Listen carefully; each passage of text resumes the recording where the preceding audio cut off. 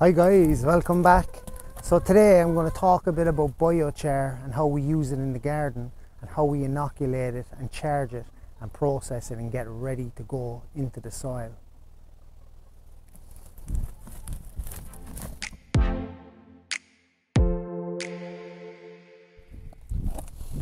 So it was time this weekend that we made some more biochar. We were running out of the stuff, so we did up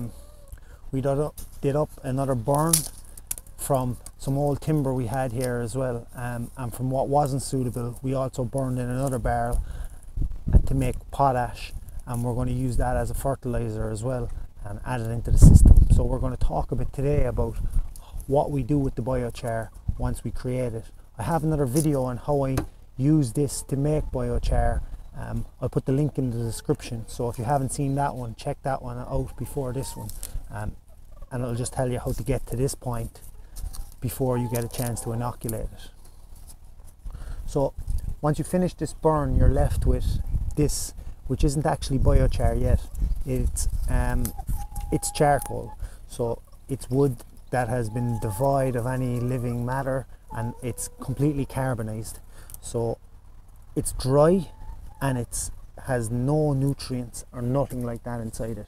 So the first thing you need to do with it before you put it into the soil is you need to inoculate it and hydrate it.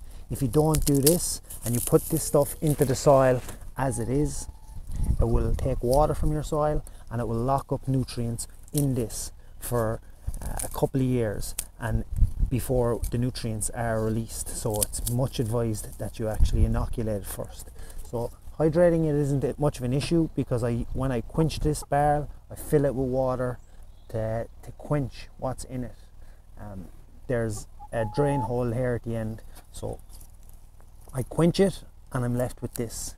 The next step is to crush it up nice and fine by whatever means you can. You could put it out on a sheet and stamp it. You could put it in a sheet and drive over it in your car or Jeep if you wanted. You could crush it with a sledgehammer. Whatever you need to do to crush it up. I'll probably use a mix of putting in a sheet and driving it back and forth in my Jeep and stamping on it. And then it becomes time to inoculate it. So there's loads of different ways and methods online of how you can inoculate it, but we'll talk a bit about how we actually do it here, and then I'll give you a few suggestions that you could possibly do at home as well if you don't have the same setup as us here.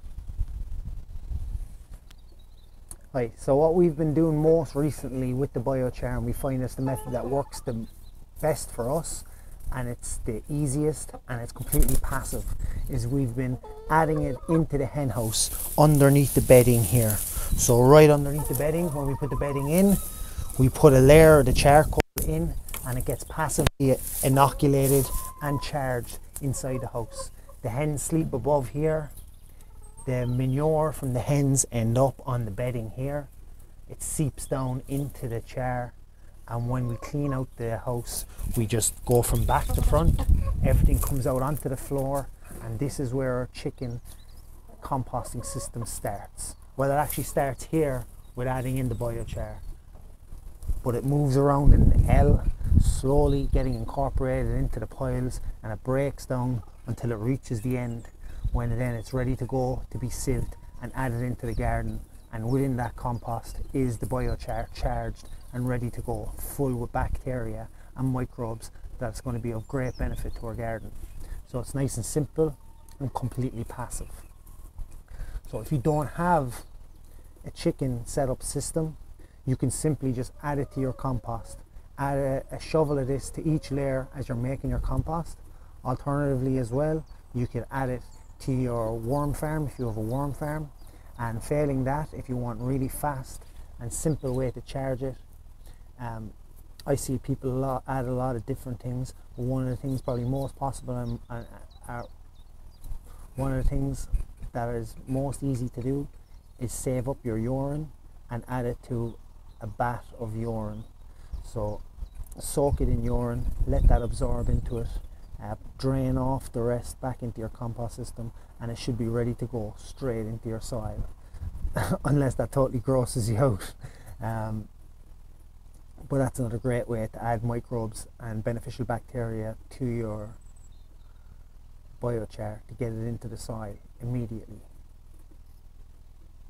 Another thing that we did here now this weekend, as I was saying, we done a burn, so we're just going to add all that potash, so the wood ash that's left and the bits of dehydrated biochar, we're just going to add it into the chicken system here. As sometimes I don't really like to add wood ash direct to plants because it's very hard to know what quantities you're adding. So I always find if anything like that, I'm unsure of anything, I add it into my compost system, the chicken compost system or the normal hot compost system, and let it break down naturally that way, and then it can be re-added then to the garden as compost. So if anyone else has any other ways that they've been inoculating biochar that might be more beneficial to what I'm doing here now, or more beneficial than what I'm doing here now, I'd love to hear a bit about it. So add it into the comments below. I'd like this channel to be a place where we could share information and all could grow together. Pardon the pun. So I hope you enjoyed that video, and I'll see you again soon, guys. Bye.